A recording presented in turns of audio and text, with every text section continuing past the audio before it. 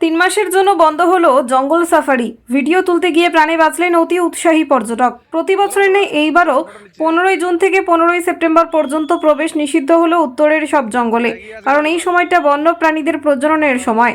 আর ঠিক এই সময় হাতির ভিডিও তুলতে গিয়ে প্রাণে বাঁচলেন এক পর্যটক।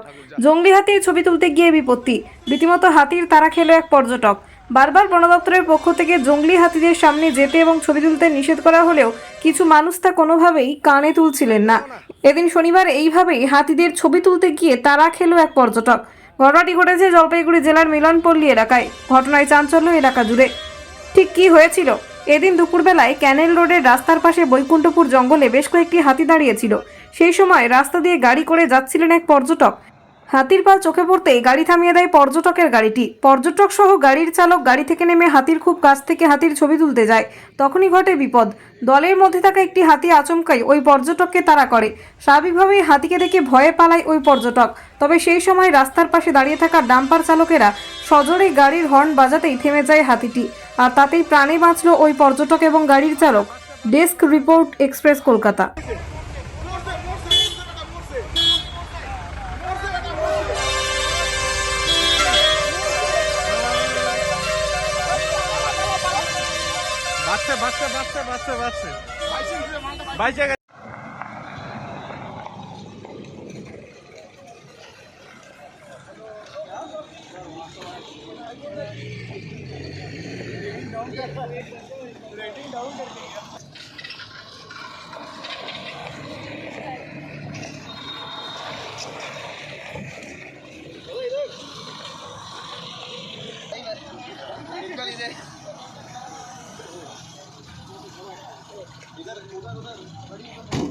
চামচা রাখছিস?